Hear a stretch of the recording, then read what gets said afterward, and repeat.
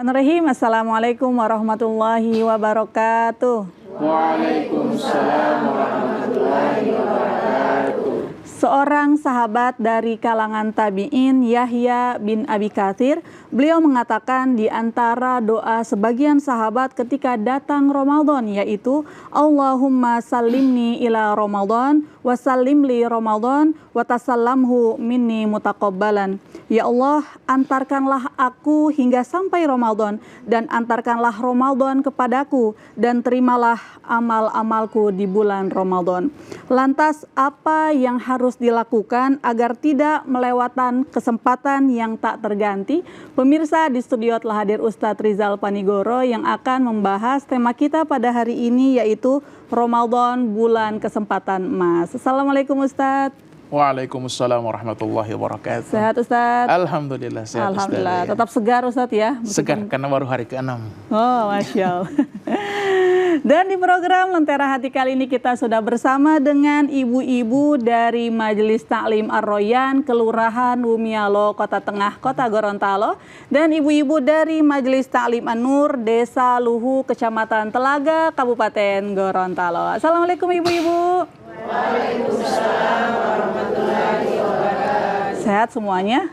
Alhamdulillah. Insya Allah tetap semangat ya Bu, meskipun puasa. Insya Allah. Bagi pemirsa di rumah yang ingin bergabung atau berpartisipasi di program Lentera Hati, bisa meninggalkan komentar di live streaming YouTube TVRI Gorontalo. Ustadz, Ramadan bulan emas Ustadz. Nah, kira-kira keistimewaan bulan Ramadan dibandingkan dengan bulan lainnya apa Ustadz? Baik. Bismillahirrahmanirrahim. Assalamualaikum warahmatullahi wabarakatuh. Waalaikumsalam warahmatullahi wabarakatuh. Hamdan syukuran lillah, salatan wa salaman ala rasulillah, amma ba'. Ibu-ibu yang berbahagia dan pemirsa yang ada di rumah, insya Allah sore hari ini kita semua dimuliakan oleh Allah Subhanahu wa Ta'ala. Kita diterima ibadah puasa kita dan insya Allah diistiqomahkan sampai Ramadan ini selesai. Amin. Berbicara tentang bulan suci Ramadan, tadi sudah dibuka oleh Ustazah dengan doa yang begitu indah, doa untuk meminta dipertemukan dengan Ramadan. Ibu-ibu, ada begitu banyak orang yang meminta untuk bertemu dengan Ramadan, tapi tidak semua orang doanya dikabulkan Allah. Ya, orang-orang yang meninggal setahun ini itu semuanya berdoa ingin ketemu dengan Ramadan. Betul. Tapi tidak semua orang Allah kabulkan doanya. Yang Allah berikan kesempatan bertemu Ramadan itu siapa? Ibu-ibu yang ada di sini. Kita yang masih hidup sampai dengan hari ini. Kita yang masih diizinkan untuk kemudian menghirup aroma Ramadan 1446 Hijriah. Ini adalah sebuah nikmat yang dahsyat, nikmat yang luar biasa, kesempatan yang begitu luar biasa. Dan bertemu Ramadan itu nikmat. Bertemu Ramadan itu nikmat. Dan ingat, setiap nikmat akan dimintakan pertanggungjawaban oleh Allah Subhanahu wa Ta'ala. Seperti halnya mata ini nikmat, maka mata kita akan dihisap oleh Allah. Telinga ini nikmat, maka nikmat itu akan ditanya oleh Allah. Kaki kita ini nikmat, maka Allah akan tanya kemana kaki ini dipakai. Maka bertemu Ramadan itu nikmat. Dan itu di akhirat akan ditanya oleh Allah Subhanahu wa Ta'ala, bagaimana kita mengisi Ramadan 1446 Hijriah kita. Itu akan dimintakan pertanggungjawaban oleh Allah Subhanahu wa Ta'ala. Maka mari kita berusaha Ramadan tahun ini kita isi dengan semaksimal mungkin, agar ketika nanti Allah hisab kita, Allah mintakan pertanggungjawaban tentang apa yang kita lakukan di Ramadan, kita memiliki jawaban yang paling baik, jawaban yang kemudian bisa kita banggakan di hadapan Allah Subhanahu wa Ta'ala.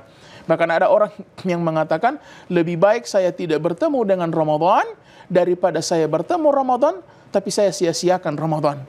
Ya, lebih baik saya tidak bertemu dengan Ramadan. Kenapa? Daripada saya bertemu tapi disia-siakan, itu akan memperberat hisab dia di akhirat. Seperti halnya orang yang kaya, sampai di akhirat itu dia menyesal dengan kekayaannya. Kenapa? Karena itu akan memperberat hisabnya. Ketika hartanya tidak dipakai di jalan Allah. Maka sama orang yang bertemu dengan Ramadan, jangan sampai di akhirat dia menyesal pernah bertemu Ramadan. Karena itu hanya akan memperlama hisab dia ditanya oleh Allah Subhanahu wa Ta'ala. Hari ini kita sudah masuk di hari yang keberapa, Bu? Sama semua ya? Tidak ada yang sudah hari ke-10 kan? Tidak ada, Alhamdulillah. Insya Allah tahun ini ya, hampir pasti kita Ramadan sama-sama, dan insya Allah Idul Fitrinya juga sama-sama. Hari ke-6 Ramadan, begitu cepat waktu-waktu di Ramadan itu berlalu. Rasanya baru kemarin kemudian kita menunggu hasil sidang isbat oleh Kementerian Agama. Baru kemarin kita mengucapkan marhaban ya Ramadan. Sekarang hampir 1 pekan, Ramadan itu akan pergi meninggalkan kita. Hampir sepekan Ramadan akan berlalu meninggalkan kita. Coba kita evaluasi apa yang sudah kita isi di Ramadan kita tahun ini. Jika belum maksimal, tenang. Masih ada 23 hari lagi yang bisa kita maksimalkan dengan sebaik-baik mungkin. Ingat, Ramadan ini sebagaimana judul hari ini adalah sebuah kesempatan emas. Kesempatan yang mungkin tidak akan terulang lagi untuk kedua kalinya di tahun depan. Betul. Kesempatan yang mungkin tidak akan bisa kita jumpai lagi di tahun-tahun yang akan datang. Ya, makanya dalam tradisi Gorontalo itu biasa sebelum Ramadan itu ada orang yang ziarah kubur. Ziarah kubur itu memang tidak ada perintah dari Nabi, nanti semua Ramadan baru ziarah kubur, tidak ada. Ziarah kubur itu setiap waktu. Tapi dengan ziarah kubur sebelum Ramadan, kita akan bisa melihat orang-orang yang tidak bisa lagi berjumpa dengan Ramadan. Ziarah kubur sebelum Ramadan itu akan membangkitkan gairah kita. Ini yang semua di dalam tanah ini so tidak bisa lagi berkulapa dengan Ramadan. Ramadan bagi mereka tinggal cerita. Ramadan bagi mereka tinggal mimpi. Bagi kita adalah kenyataan hari ini. Dan kita sudah masuk di hari yang ke-6, maka mari kita manfaatkan sisa Ramadan yang ada di depan mata kita ini dengan sebaik-baik mungkin. Kenapa? Pertama, Ramadan itu adalah bulan dilipat gandakan amal-amal soleh. Bu, perjalanan setelah mati ini kan panjang. Perjalanan setelah mati ini kan bukan 100 tahun. Jangankan di akhirat, baru di alam kubur saja kita tidak tahu berapa lama kita di alam kubur. Orang yang meninggal tahun 1200 misalnya, dia sudah berapa tahun di alam kubur? Sudah 2100 tahun dia di alam kuburnya. Sudah 2000 tahun dia di alam kuburnya. Lama. Itu baru di alam kubur. Belum lagi kita akan melewati perjalanan yang panjang. 50.000 tahun kita akan berdirikan di padang mahsyar oleh Allah Subhanahu wa taala menunggu hisab. Lalu kemudian setelah itu ada fase-fase yang panjang. Ini kan perjalanan semua.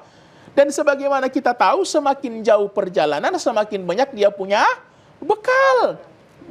Semakin jauh dia punya perjalanan, dia punya bekal itu harus banyak. Titi, ibu tidak mungkin mau pergi di Jakarta tinggal bawa doi 10.000. Tidak mungkin. Kenapa tidak mungkin? Jarak dengan bekal tidak sesuai. Orang mau umroh, cuman ada 50.000 di dompet, mending tidak usah. Mau mati di sana. Bunuh diri. Ya tidak tahu diri. Belum oleh-oleh dan lain sebagainya, susah. Kenapa? Jarak dan bekal tidak sesuai. Maka bagaimana dengan perjalanan setelah mati yang begitu panjang? Kita butuh bekal yang banyak. Kapan mengumpulkan bekal itu? Hari ini.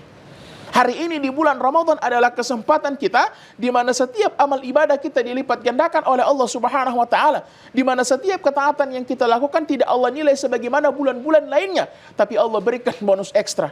Di sini ada yang kurang pas promo kemarin. Ada promo yang desak-desakan, Masya Allah kan. Ya, orang itu kadang kalau dalam urusan duniawi, promo itu dia luar biasa. Atau dalam beberapa platform belanja online itu kalau dibilang promo 12, jam 11 malam dia sudah di HP. Makuruju dengan promo, begitu jam 12 langsung babili dia. Kenapa? Promo duniawi saja kita begitu tertarik. Nah sekarang ada promo yang Allah tawarkan 1 bulan, beli 1 bukan cuma dapat 1, dapatnya berkali-kali lipat. Orang baca Quran, orang sedekah, orang tilawah, orang kemudian melakukan ibadah-ibadah apapun, itu dilipat gandakan oleh Allah Subhanahu wa taala. Masa kita tidak serius dalam promo-promo akhirat seperti ini? Masa kita kalah dengan promo-promo duniawi yang mungkin bisa habis dalam 1 tahun, 2 tahun? Nah, kita butuh ini semua. Maka Ramadan kita jadikan kesempatan. Ibu-ibu kalau hari ini masih terbengkalai Ramadannya, coba bikin target. Mulai hari ini, apa yang mau kita kerjakan besok? 1 hari 1 juz, mudah-mudahan di sini semua 1 hari 1 juz ya. Kalau 1 hari 2 juz itu lebih bagus lagi. 1 hari 3 juz itu Masya Allah terbaik sekali. Yang penting ada target. Agar supaya Ramadan kita ini tidak berjalan kosong. Tinggal ada waktu baru mengaji, Jangan. Kalau kita ada plan, kita ada target, bagaimanapun caranya saya harus mengaji. Karena saya ada target. Harus bikin target. Dan belum terlambat. Kita masih 23 hari lagi di bulan Ramadan, bikin target. Insya Allah dengan itu akan mendorong kemudian kita maksimal dalam beribadah di bulan suci Ramadan. Cari tahu ibadah apa yang paling Allah sukai di bulan Ramadan. Ibadah apa yang paling Allah cintai di bulan Ramadan. Baca Quran, usahakan baca Quran. 1 ayat, 2 ayat. Dan jangan menunggu baca Quran itu nanti dalam keadaan siap. Jangan. Ustadz saya mau mengaji, kapan? Pokoknya nanti tiap habis sholat. Jangan. Ibu-ibu ada di bentor, baca Quran. Manfaatkan waktu-waktu yang sempit. Karena kebanyakan orang gagal di Ramadan bukan karena dia tidak tahu keutamaannya, tapi dia tidak bisa memanfaatkan waktu-waktu yang sempit itu untuk beribadah kepada Allah Subhanahu wa taala. Saya sering sampaikan, kadang-kadang orang mau isi botol minum yang besar, dia buka itu selang air itu, dia tunggu tafol itu botol, bapak diam dia. Padahal itu kalau dia pakai istighfar, banyak istighfar yang bisa dia dapatkan. Ibu-ibu lagi nonton YouTube, tiba-tiba muncul iklan yang tidak boleh mau skip. 15 detik, 30 detik, jangan menghayal bu. Berzikir, istighfar, manfaatkan waktu-waktu yang singkat itu untuk kemudian beramal soleh di bulan suci Ramadan.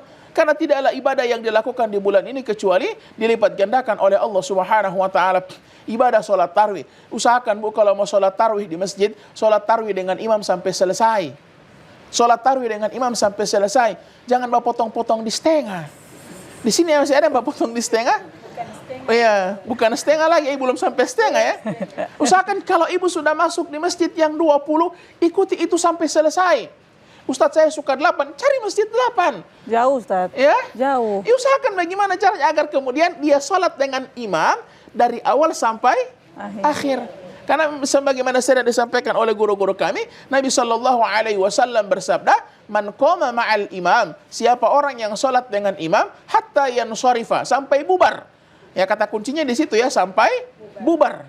Apa yang Allah berikan kepadanya akan dituliskan dia pahala sholat 1 malam full. DP syarat itu bagaimana? Sholat dengan imam dari awal sampai akhir, sampai selesai. Ya. Jadi insya Allah saya berharap bagaimana kita melaksanakan amaliyah Ramadan ini dengan lebih baik lagi. Apapun kesempatan yang ada, kita laksanakan.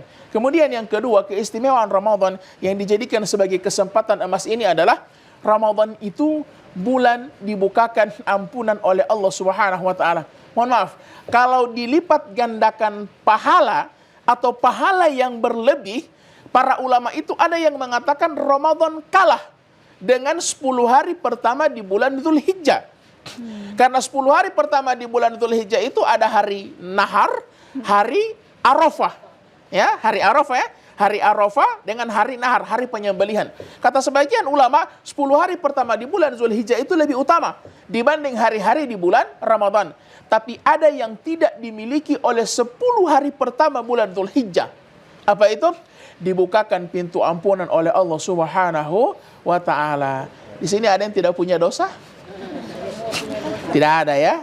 Semua punya dosa ya. Ya, kalau ada orang yang bilang saja, "Ustadz, saya tidak ada dosa." Itu dia dosa pertama. Merasa suci, merasa tidak punya dosa. Dan itu dosa besar. Dosa yang kemudian mengeluarkan iblis dari surga. Merasa suci, ana khairum min. Ketika diciptakan Adam, dia mengatakan, "Kenapa kau ciptakan Adam? Aku lebih baik daripada dia. Aku tidak mau sujud kepada dia." Merasa suci. Kita semua ini pendosa. Kullu bani Adam khattab. Setiap anak cucu Adam itu pendosa. Dan inilah kesempatan Allah mau menghapuskan dosa-dosa kita. Lewat apa Ustaz? 1. Man shoma Ramadanan imanan wahtisaban ghufira lahu ma taqaddama min dzambi. Siapa orang yang berpuasa dengan 2 hal, dengan 2 dasar, dengan 2 sebab, iman, ihtisab. Iman itu keyakinan dia bahwa puasa ini adalah perintah Allah. Kedua, ihtisab, bahwa ibadah puasa dia ini pasti akan diberikan pahala oleh Allah Subhanahu wa taala. Jadi Ibu usahakan kalau mau puasa itu betul-betul karena Allah, jangan karena yang lain. Kenapa ada puasa itu Pak tua marah tidak puasa? Jangan. Tidak mau dapat apa-apa begitu. Tidak mau dapat apa-apa karena kalau puasanya bukan lillahi ta'ala. Maka lihatkan semua, inna sholati wa nusuki wa mahyaya wa mamati lillahi rabbil alamin. Ustaz, saya tidak bisa puasa. Kenapa? Saya masih dalam keadaan menyusui atau dalam keadaan hamil. Saya tidak bisa dapat ampunan. Tenang. Tidak bisa puasa di pagi hari, ada ibadah malam. Man qama Ramadanan imanan wahtisaban ghufira lahu ma taqaddama min dzambi. Cuman beda huruf sad dengan huruf qaf. Ini siapa orang yang melaksanakan sholat tarawih dengan 2 alasan juga. Imanan wahtisaban ghufira lahu ma taqaddama min dzambi. Dihapuskannya dosa-dosa yang telah lalu. Berarti Ustaz, kata kuncinya iman wa ihtisab itu Ustaz ya. Itu iman dan ihtisab. Makanya Ramadan itu Bu sebenarnya adalah bukti keimanan kita. Kalau bukan karena iman tidak mungkin kita bahagia di Ramadan. Ramadan itu sebenarnya hadir dengan banyak batasan. 1, orang yang biasa minum kopi pagi-pagi, 6 hari ini tidak boleh hati, iya kan? Stop. Tidak boleh. Yang biasa mau lari pagi di gor, lari pagi dia naik sepeda jam 7, jam 8. Saya lihat anak hari ini tidak ada hati. Habis Stop. subuh, Ustaz. Iya. Sebelum sahur biasanya Iya, ada. biasa dorong setara ke habis sahur. Tapi kalau pagi-pagi stop. Betul. Yang biasa badminton habis sahur, stop semua. Yang menjual nasi kuning di sekolah-sekolah, ada? Tidak ada, stop. Suami istri, stop, tidak boleh ada. Kemudian perilaku-perilaku yang bisa menjerumus kepada sesuatu yang bisa membatalkan puasa. Waktu tidur, oh Masya Allah. Waktu tidurnya ibu-ibu saya rasa di bulan Ramadan tidak perlu ragukan lagi. Habis terkuras. Tidur paling akhir, bangun paling awal. Tidurnya itu mungkin nanti sudah setengah 12. So aman semua, so taruh nasi, baru tidur. Bangunnya jam berapa? Sebelum suami bangun, sebelum anak bangun. Dia yang bangun lebih dulu. Waktu tidur berkurang, aktivitas terbatas. Tapi Masya Allah, kalau sampai hari ini kita bahagia, itulah yang disebut dengan keimanan. Itulah bukti keimanan. Karena Ramadan ini hadir dengan banyak batasan. Masya Allah, bayangkan habis makan kenyang-kenyang, tiba-tiba sombat taruh poli. Mau sholat yang banyak DP rakaat.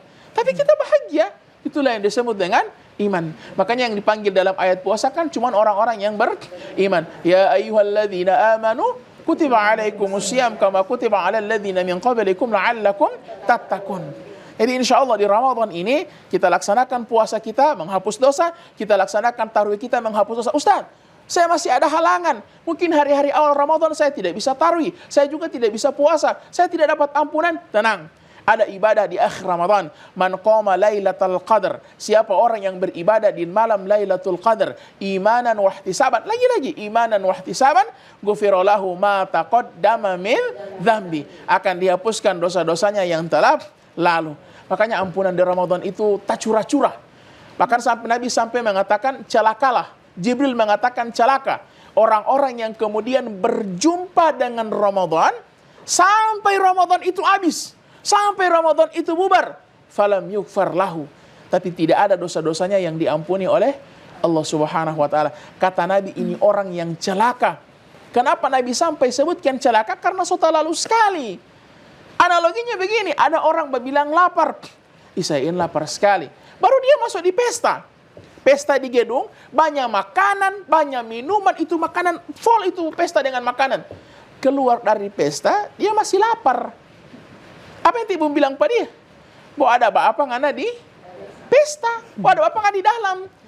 Masuk ke sana dalam keadaan lapar. Ketika keluar masih dalam keadaan lapar. Ada apa di dalam. Sama kita masuk Ramadan dalam keadaan banyak dosa. Keluar dari Ramadan dosa kita masih banyak. Cuma ada apa orang di Ramadan ini. Makanya Nabi sampai keluarkan kalimat celaka. Orang-orang yang ketemu dengan Ramadan sampai Ramadan itu berakhir.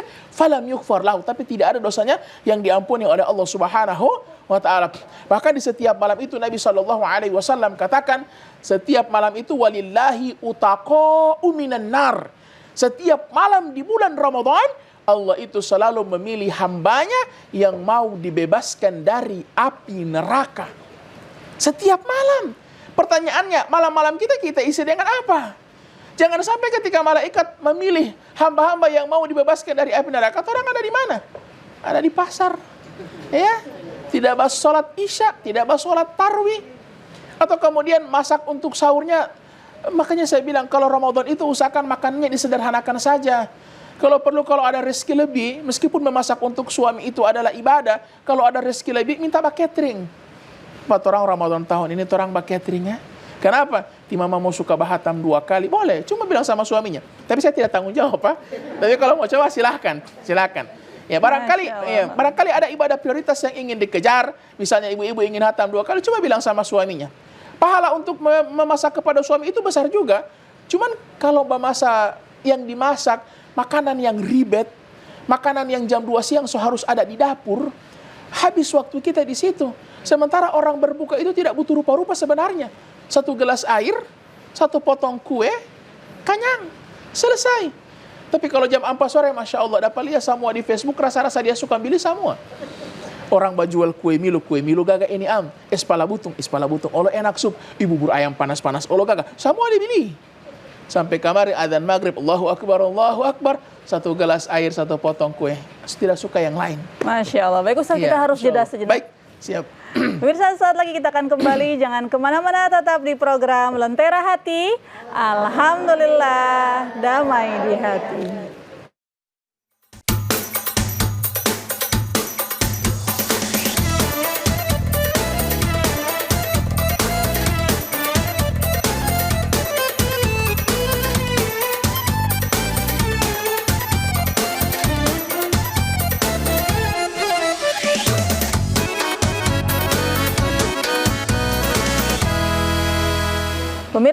lagi di program Lentera Hati.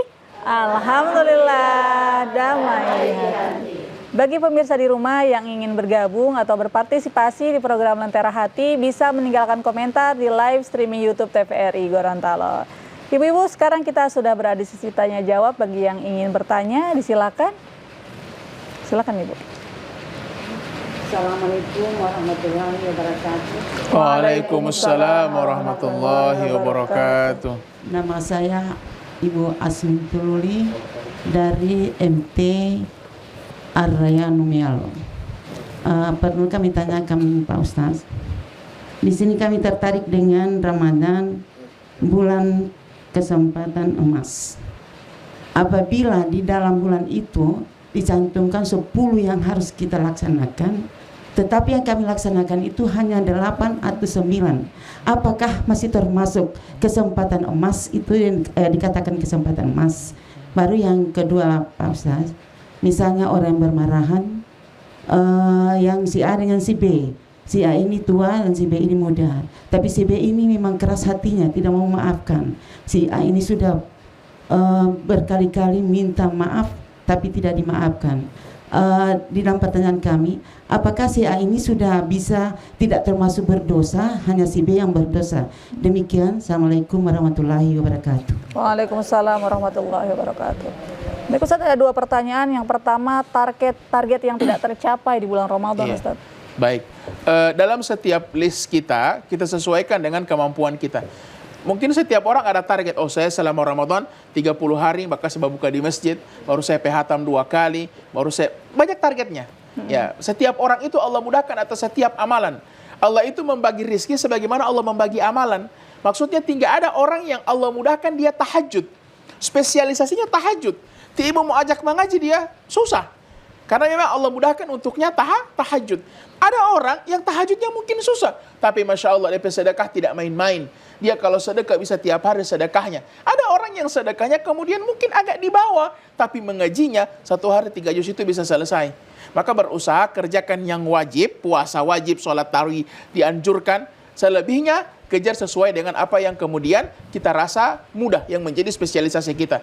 Kayaknya saya ini kalau mau antar buka tiap hari di masjid saya susah. Kenapa? Karena saya ini, saya ekonomi begini Ustadz, saya tidak terlalu banyak rezeki. Cari amalan lain.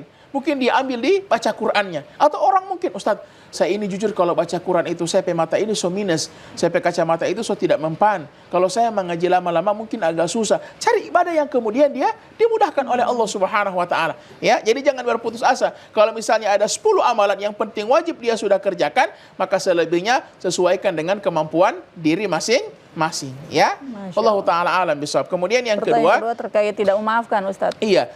Memang dalam Al-Quran itu ciri orang yang bertakwa itu adalah wal'afina anin nas, mudah memaafkan orang lain. Maka kalau di Ramadan ujung ayat yang ibu-ibu baca tadi, la'allakum tattaqun, ujung puasa itu supaya menjadi orang bertakwa, Al-Quran katakan ciri orang bertakwa itu satu, wal'afina anin nas, dia mudah untuk kemudian memaafkan orang lain. Maka kalau ada orang yang sudah datang minta maaf, dia berusaha untuk dimaafkan dengan segala cara, bukan cuma 1 kali, boleh jadi 2 kali, boleh jadi 3 kali.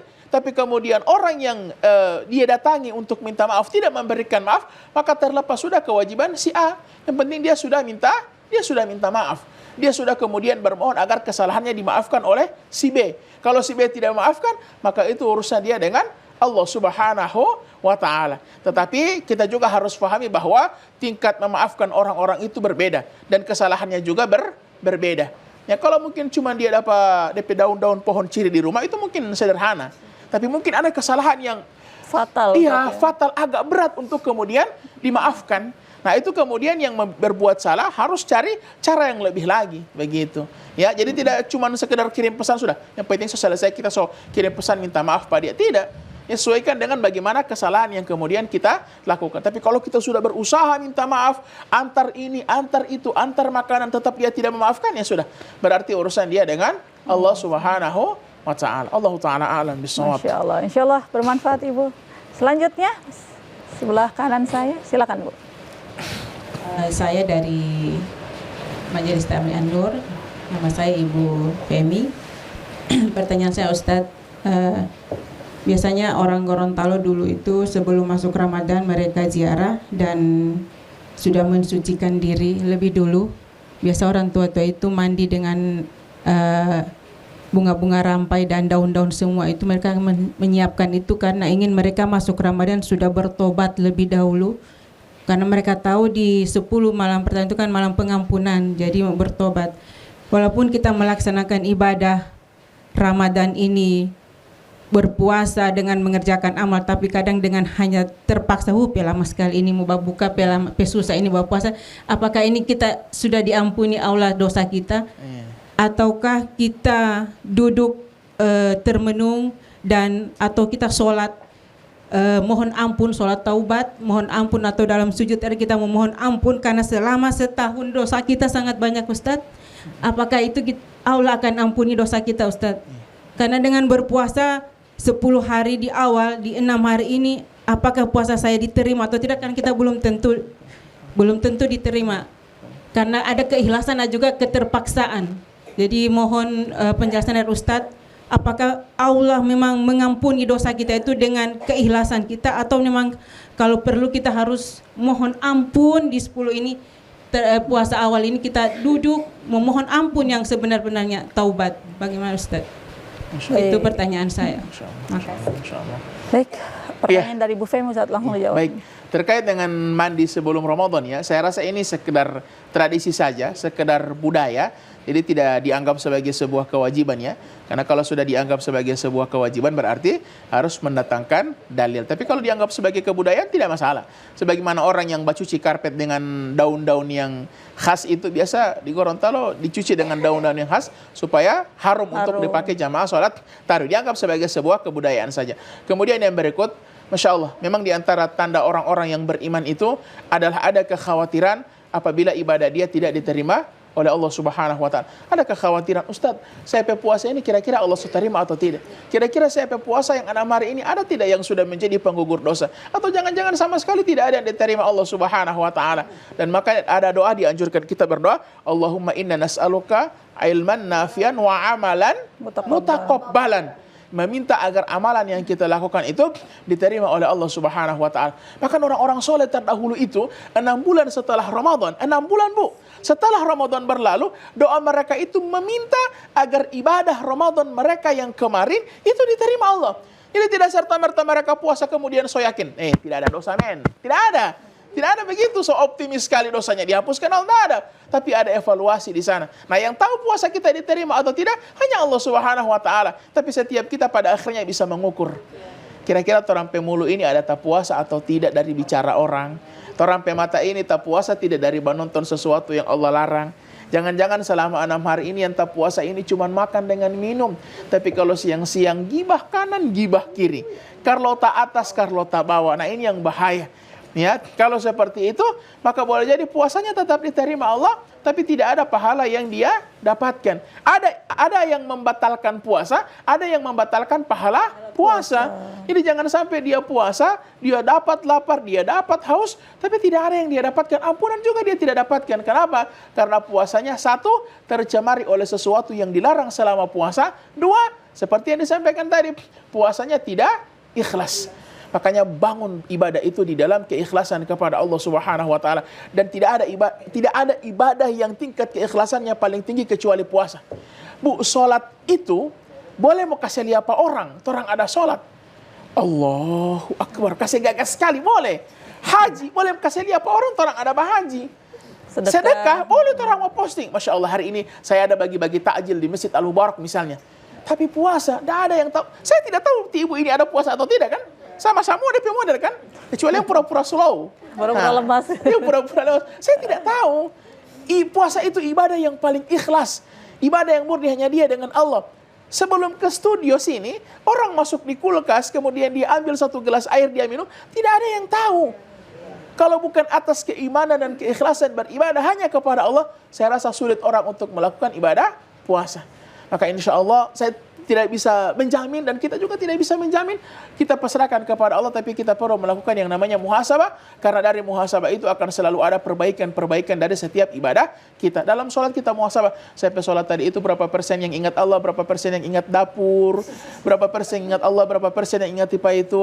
Dari muhasabah itulah insya Allah kita akan berusaha memperbaiki setiap amalan kita. Ada 23 hari, insya Allah hari-hari yang ke depan itu semakin baik. Allahu ta'ala alam bisawab. Masya Allah, tetap optimis Bu, insya Allah. Insya Allah, ya. Ustadz, sudah ada pertanyaan masuk di live streaming YouTube, pertanyaan dari hamba Allah. Ustadz, bagaimana memaksimalkan 10 malam terakhir Ramadan? Masya Allah.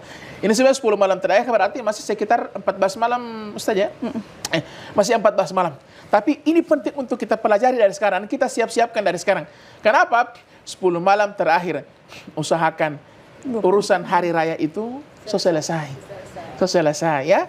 Jadi kalau ada yang mau suka pilih sekarang. Ustaz, tapi belum buka senggol, cari toko lain. Ya, senggol masih sementara ya atur sekarang ya. Ya, cari di toko lain dulu. Usahakan jangan sampai belum ada THR lagi, Masya Allah. Nah, kalau memang 10 hari terakhir harus belanja, satu kali pergi. Turun pagi, pulang sore. Jangan tiap malam pergi. Ada orang yang Masya Allah di malam 27, malam yang paling berpotensi Lailatul Qadar, hari-hari keluar. Hari-hari keluar. Bahkan di malam 27 dia keluar, saya tanya mau babili apa? Babili keset. Ya Allah. Persoalan keset merusak 10 malam terakhir kita, malam 27 kita, wa na'udzubillahi min dzalik. Cuman itu urusan welcome itu, ya, yang jaga injang-injang itu, sampai merusak 10 malam terakhir kita. La haula wala quwata illa billah. Mempersiapkan 10 malam terakhir Ramadan dimulai dari sekarang. Ada orang Bu kemarin itu, tapi saya tidak usah sebutkan namanya, 2 hari sebelum Ramadan dia cuti, tidak masuk kerja. Apa yang dia lakukan? Tumbuh rampa-rampa. Serius, DP rampa-rampa dia simpan memang. Supaya begitu masuk Ramadan, tidak tiap masa mau habis di situ waktu. Dia simpan memang DP rampa-rampa, supaya tiap masa tinggal ambil, sudah ada bumbu yang sudah siap. Tidak perlu tumbuh tiap masa, rampa tiap masa, nah, semua sudah siap. Nah 10 malam terakhir kita bisa rancang dari sekarang seperti apa. Apa yang akan kita lakukan di 10 malam terakhir bulan suci Ramadan. Karena kalau tidak diatur dari sekarang susah. Kalau masih ada tibasi yang bekerja di rumah, kasih tahu memang. Masih hari ke-20 selesai. Saya tidak mau tahu hari ke-20 selesai. Jangan sampai malam 21, malam 23, malam-malam ganjil, tibasi masih bekerja. Kita atur dari sekarang, kita desain dari sekarang akan seperti apa malam Lailatul Qadar kita. Karena ibadah di malam itu seperti khairum min alfi syahr. Seperti orang yang beribadah 1000 bulan. 1000 bulan berapa tahun? 84 tahun. Dan yang paling terakhir, di 10 malam terakhir, Bu, tidak usah pilih malam-malam mana, malam ganjil, malam genap, tidak usah.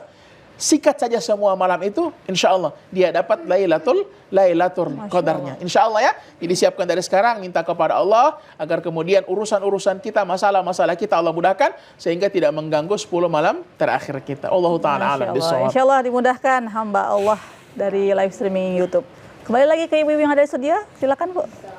Warahmatullahi wabarakatuh. Waalaikumsalam warahmatullahi wabarakatuh. Nama saya Rusia Adada, saya dari Majelis Talim An-Nur Telaga. Pertanyaan saya Ustadz terkait dengan amalan-amalan orang tua ya, seperti mengamalkan, orang tuanya sudah meninggal, baru anaknya mengamalkan, mengirim doa kepada orang tuanya itu dengan cara mengundang orang mau mengaji di rumahnya. Nah itu termasuk saya sendiri diundang itu mengamalkan itu. Bagaimana dengan saya sendiri Ustadz? Sementara saya cuma mengamalkan untuk orang itu, tapi saya mengajak, apakah saya masih terlibat dengan amalan itu yang dilakukan oleh mereka itu? Saya kan mengamalkan, mengaji di tempat itu, di rumah itu, tapi niat yang saya mengaji itu saya niatkan untuk almarhumah atau almarhum dari orang tua anak-anaknya itu. Bagaimana dengan saya Ustadz? Apa saya juga bisa maksudnya saya ada juga pahalanya juga, dengan ada pahalanya buat saya juga itu, karena saya niatnya itu mengaji cuma buat almarhum dari orang tua itu. Begitu Ustadz pertanyaannya. Terima kasih Ustadz. Kira-kira bagaimana Ustadz? Pahalanya semuanya buat yang sudah diniatkan atau kita juga dapat Ustadz? Iya. Iya. Jadi doa kepada orang tua itu sebenarnya yang paling mustajab adalah doa Anak. Doa si anak. Cuman kalau memang dia melakukan, dia mengundang orang, ya, apalagi kan kita tidak tahu dari lisan siapa, kemudian doa ini akan dikabulkan Allah Subhanahu wa taala, maka itu tidak masalah. Dia undang orang, kemudian minta didoakan orang tuanya juga tidak masalah. Bagaimana dengan ketika dia niatkan untuk orang lain? Maka kembali ke hadis Nabi, innamal a'malu binniyah.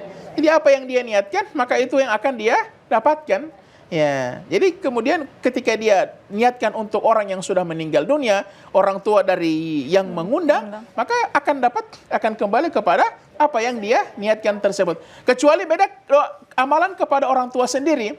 Kalau ibu-ibu punya orang tua sudah meninggal dunia, ibu-ibu mau niatkan atau tidak sama orang tuanya, mengalir itu pasti dapat.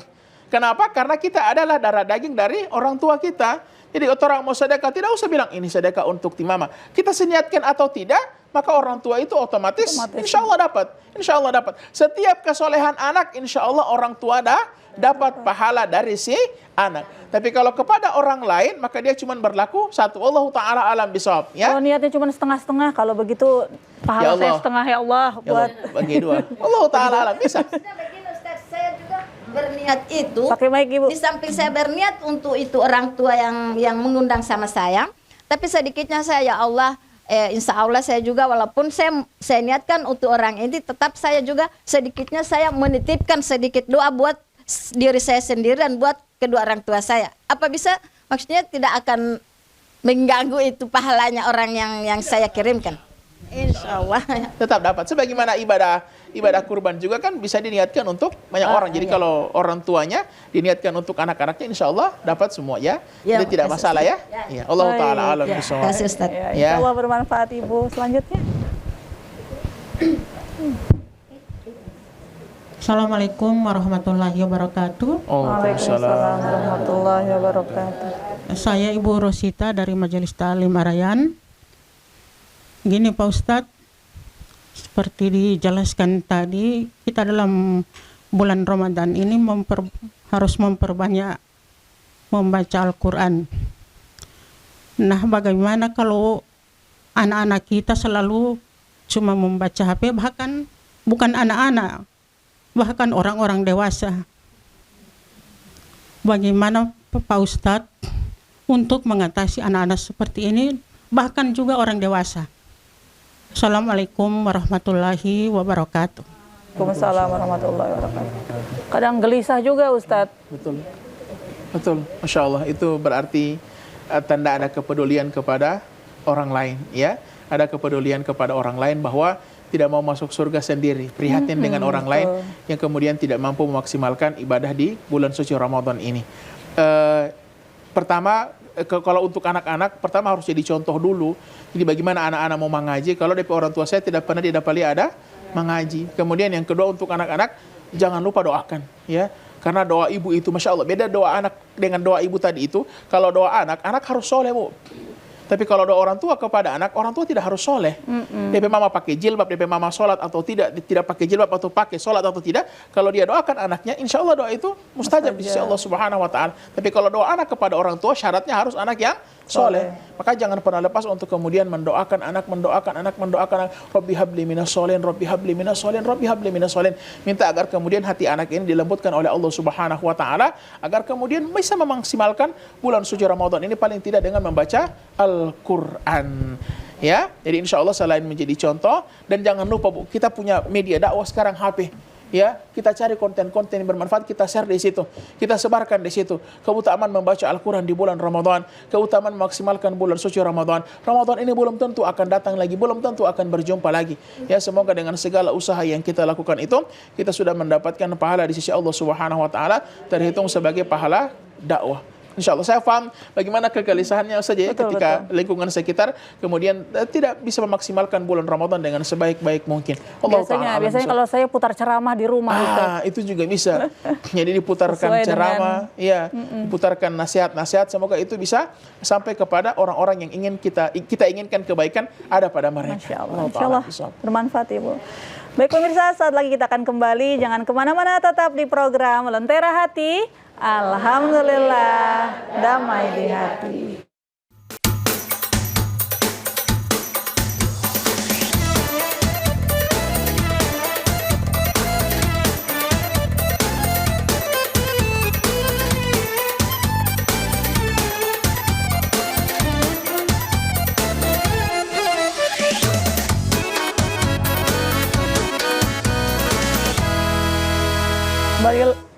di program Lentera Hati. Alhamdulillah, damai di hati. Baik Ibu, masih di sesi tanya jawab. Ada yang ingin bertanya?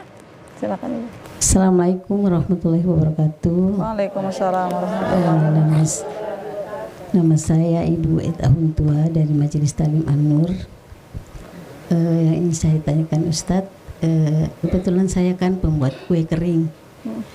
Sementara kue kering itu nanti setiap puasa ada yang pesan. Tapi amalan-amalan seperti mengaji, tarawih apa saya lakukan.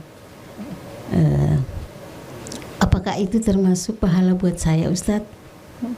Cuma itu pertanyaan saya. Makasih.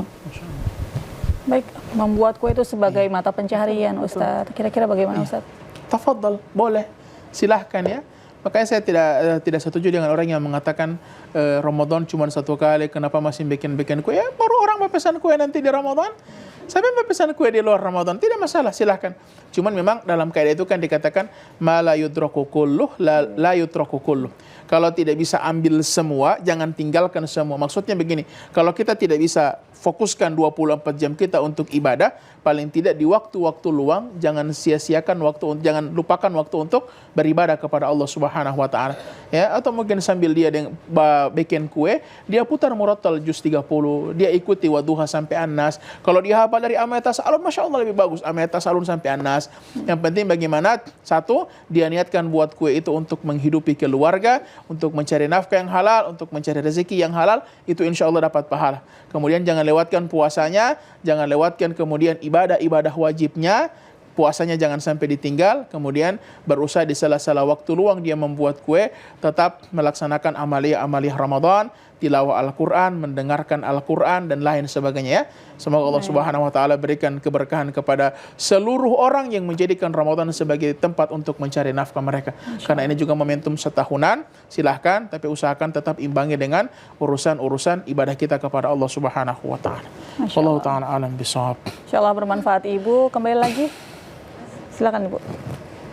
Assalamualaikum warahmatullahi wabarakatuh. Waalaikumsalam warahmatullahi wabarakatuh. Nama saya Hartati Tululih dari Majelis Taklim Ar-Rayyan Umyalo. Yang menjadi pertanyaan saya pernah ketemu dengan teman saya Ustadz. Waktu itu bukan bulan puasa ya. Tapi teman saya ini sementara puasa. Saya tanya, kau puasa sunat? Waktu itu hari Rabu kalau tidak salah ya. Tidak. Papa saya meninggal di bulan puasa, lagi 3 hari di bulan Ramadan. Jadi saya menggantikan puasa beliau. Di sini saya bertanya, karena ini baru hal yang baru buat saya, karena baru saya dengar. Apakah ada yang seperti itu, hukumnya seperti apa ya? Terima kasih. Wabillahi taufiq wal hidayah. Wassalamualaikum warahmatullahi wabarakatuh. Waalaikumsalam warahmatullahi wabarakatuh. Mengganti puasa Ramadan orang tua yang sudah meninggal Ustaz. Pertama, satu, kalau orang tuanya memang tidak pernah puasa, itu tidak ada kewajiban bagi si anak. Dia, papa saya tidak puasa, kenapa capek-capek mau ganti DP anak? Kedua, kalau orang tuanya tidak puasa karena memang sakit yang sudah permanen, maka anaknya menggantikan dengan cara bayar fidyah. Dan sebaik-baik fidyah diambil dari harta orang tuanya, dari orang tuanya yang sudah tidak bisa berpuasa, itu dibayarkan fidyah. Termasuk kalau kemudian orang tuanya meninggal seminggu sebelum Ramadan, maka yang 7 hari tidak perlu diganti karena dia belum dilakukan. Yang digantikan itu adalah hari yang ditinggalkan karena sakit. Misalnya dia tahu papa itu kemarin dari hari ke-26 so tidak bisa puasa, so sakit. Tapi sakitnya bukan yang permanen, sakit yang bukan bayar fidyah, sakit yang qadha. Setelah Ramadan ternyata meninggal belum sempat dibayar, itu anaknya boleh membayarkan. Ya, tapi kalau misalnya dia meninggal di puasa ke-27 belum sempat puasa, kan tidak ada yang digantikan, tidak ada yang ditinggalkan dari sang ayah. Umurnya kan tidak sampai di puasa 27, 28, 29, 30 itu, ya. Tapi kalau misalnya dia kemudian meninggal dunia dan tidak puasa 3 hari ini, bukan karena meninggal, karena sakit, kemudian masih sempat hidup misalnya sampai hari raya Katupat, tapi so sakit-sakit, kemudian meninggal dunia, anaknya tahu, itu papa itu dari puasa ke-27 so tidak puasa, itu boleh digantikan, ya. Bisa difahami ya? Jadi bisa ada kategori-kategori kapan dia digantikan, kapan dia tidak boleh digantikan, kapan dia digantikan dengan fidyah dan lain sebagainya. Ya, wallahu taala alam bisawab. Insyaallah. Baik, insyaallah bermanfaat. Selanjutnya silakan Ibu. Assalamualaikum warahmatullahi wabarakatuh. Waalaikumsalam warahmatullahi wabarakatuh. Saya dari Tamil Masjid atau Masjid Rayan. Yang saya perlu pertanyakan, orang tua saya kalau secara fisik mungkin tidak bisa berpuasa, tapi ibu saya suka berpuasa. Apakah kami melarangnya untuk tidak berpuasa atau kami biarkan dia berpuasa? Itu satu. Yang berikut, yang kedua, kalau toh dia tidak bisa berpuasa, apakah kami membayar fidyah di mana dia tidak bisa puasa atau sebulan selamanya, selama 1 bulan? Jadi ini pertanyaan kami karena orang tua kami hari ini dia puasa, tapi secara fisik mungkin tidak bisa, tapi beliau masih sanggup untuk berpuasa. Terima kasih. Singkat Ustadz. Ini yang susah dari orang tua ini ya. Susah mau bilang akan. Dan memang itu Allah sudah abadikan di Quran, wa man nu'ammirhu nunakkisu fil khalqi afala yakinun. Jadi ketika umur orang tua itu dipanjangkan, dia akan kembali ke siklus awalnya. Dia seperti anak-anak. Apa sifat anak-anak? Tidak boleh bilang akan. Ya, tidak boleh mau kasih tahu. Ya, termasuk ketika dikasih tahu tidak usah puasa, ada rukhsah, ada keringanan, mereka tidak mau. Dan ayah saya juga begitu, Masya Allah. Di hari cuci darahnya dia paksa untuk puasa, dia tidak mau dibilang untuk jangan puasa, dia puasa. Itu sudah menjadi rentetan penyakit-penyakitnya yang selanjutnya. Ya, tapi kalau memang kita ukur, kita bisa pastikan dia memang masih betul-betul mampu, silahkan, ya silahkan. Tapi dijaga betul, pastikan kapan dia tidak mampu langsung kasih makan. Kemudian yang kedua, kalau membayarkan fidyah untuk orang tua yang masih hidup, satu harus atas izin orang tua tersebut, harus kasih tahu. Jangan tiba-tiba sobayar baru kasih tahu, tidak bisa karena ini ibadah badan per badan, ibadah jiwa per jiwa. Jadi misalnya papa sombayar akan papa fidyah, begitu. Papa pasang niat, mau dibayarkan oleh anaknya. Kemudian cara bayar fidyah yang kedua adalah sesuai hari yang ditinggalkan 1 paket makanan. Jadi kalau tidak puasa misalnya 1 bulan full berarti 30 paket makanan. Dan kalau sering kita dengar dari guru-guru kita, tidak boleh dibayarkan di awal. Jadi bayar fidyah itu tidak boleh di awal ya. Selesaikan dulu hari yang dia tinggalkan, baru kemudian bayar fidyah. Jadi jangan sampai di 1 Ramadan kemarin ada yang sudah bayar fidyah untuk DP papa yang sudah 90 tahun karena dia yakin dia papa tidak bisa puasa. Dia sudah bayarkan 30 paket makanan, dia sudah antar di panti asuhan. Ini tidak boleh. Selesaikan dulu. Yang biasa diberikan analoginya itu kan seperti orang yang mau tatilang. Tidak mungkin dia sudah pergi di Samsat bayar denda, saya bayar denda. Tiba akan tilang, insya Allah besok. Nah, tidak boleh. Nah, selesaikan dulu Ustaz ya, selesaikan dulu dia punya hari yang ditinggalkan, bayar. Paling aman kumpul di bulan Syawal. Dikasih ke panti asuhan, so jaga habis itu daging, itu garam, so jaga habis, kasih di panti asuhan sebanyak 30 paket makanan. Tapi kalau orang tuanya masih hidup harus disuruh berniat dulu orang tuanya. Allah taala alam bisawab. Bisa dipahami Bu ya. Ustadz, masih ada 2 pertanyaan di live streaming YouTube Ustadz. Dijawab singkat Ustadz ya. Dari Bapak Ismail Payuhi, Ustadz izin bertanya, di Ramadan ini banyak imam yang speed 9, apakah boleh sholat itu Ustadz? Kalau speed 7 masih boleh. Speed 9 itu tidak boleh. Kalau speed 9 itu sudah tidak ada tumakninah dan sholatnya jadi sia-sia. Nabi pernah mengatakan kepada orang yang sholat 3 kali, ulangi sholatmu, engkau belum sholat. Karena sholatnya sholat speed 9. Ya, tidak boleh orang bilang, Ustadz yang penting ada sholat. Tidak boleh. Sholat itu ibadah yang ada syaratnya. Setiap ibadah itu diterima atas 2 syarat. 1 ikhlas, 2 ittiba, sesuai dengan bagaimana Nabi sholat. Ikhlasnya mungkin dia ikhlas sholat 23 rakaat, 8 rakaat ikhlas. Apa pertanyaannya? Nabi pernah sholat akbar kuriki atau tidak? Nabi pernah sholat speed 9 atau tidak? Kan tidak pernah. Bahkan Nabi itu kalau mau sholat saking lamanya Nabi berdiri dan Nabi sujud, kakinya itu sampai bengkak. Ya, jadi jangan sampai dia sia-sia sholat, capek, basuar, lala, suruh uru, tapi ternyata tidak ada yang dia dapatkan kecuali dia punya lelah. Jadi lebih amannya cari masjid yang agak di bawah sedikit dia punya kecepatan. Ukurannya itu paling tidak subhana rabbiyal azim dapat cuma 1 kali. Itu ukurannya subhana rabbiyal azim. Tapi kalau baru dia coba diri, sudah. sesusah itu tidak dikatakan tumannya lagi itu ya. Wallahu taala alam bisawab. Jadi tidak boleh ya Pak Ismail Payuhi. Selanjutnya pertanyaan dari Ibu Andin. Assalamualaikum Ustadz. Saya punya anak kecil. Pada saat tarawih di masjid, anak saya suka berlarian dan mengganggu jamaah lain. Saya tegur anak saya, belum juga paham, tapi saya biarkan malah membuat beberapa jamaah risih. Apa yang harus saya lakukan Ustadz? Sholat di rumah atau di masjid? Karena saya juga ingin merasakan keberkahan di bulan Ramadan dengan sholat berjamaah di masjid. Masya Allah. Nah, jadi Masya Allah. kalau yang bertanya ini mewakili Ustadz. Iya. Kalau yang bertanya ini ibu-ibu, maka dia di rumah. Ya, dia di rumah karena ibu-ibu itu memang afdolnya dia sholat di rumah, tapi tidak dilarang dia untuk ke masjid. Nah, kalau yang bertanya ini bapak-bapak, maka dikondisikan saja. Pertama, anak-anak itu tidak boleh dilarang untuk ke masjid. Ya, tidak boleh anak-anak lari-lari sedikit baru dibantar. Jangan lari-lari. Bu, boleh jadi tidak ada tempat luas yang dia punya kecuali masjid Ati. Boleh jadi DP rumah itu bukan sini. Satu-satunya tempat luas yang dia punya cuma masjid, makanya dia lari-lari. Maka tinggal diarahkan saja, dikasih tahu saja, dikontrol saja. Cuman kalau memang kemudian sudah terlalu mengganggu jamaah yang lain, kalau bisa betul-betul dididik dari rumah atau kasih punishment, ya, kasih kesepakatan.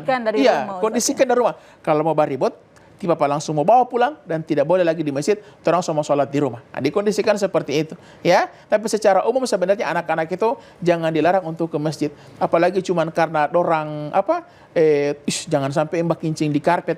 Kalau karpet itu dikencingi oleh anak-anak, karpet itu boleh mau laundry, mau cuci. Tapi kalau mereka tidak nyaman di masjid karena tiap hari kena marah, kena omel, mereka keluar dapat kenyamanan di tempat yang buruk, di tempat yang jahat, tempat yang bisa merusak akhlak mereka. Mau cuci di mana yang begitu? Betul. Ya, jadi usahakan tinggal dikondisikan saja. Kalau memang sudah terlalu mengganggu, apalagi sudah banyak jamaah yang komplain, maka tidak masalah. Cukup isanya saja yang di masjid, kemudian langsung pulang, sholat di rumah dengan keluarganya. Wallahu ta'ala a'lam bishawab. Baik, insya Allah Bu Andin bisa difahami. Ustadz, sekarang kita sudah berada di penghujung acara Ustadz. Mohon menutupnya dengan doa. Baik, sebelum doa saya ingin sampaikan bahwa ibu-ibu yang dimuliakan Allah, Ramadan ini akan ada banyak sekali gangguan. Ada banyak sekali gangguan, persiapan hari raya dan lain sebagainya. Saya cuma menghimbau satu hal, kita harus bisa prioritaskan mana ibadah yang akan Allah hisap, mana yang tidak.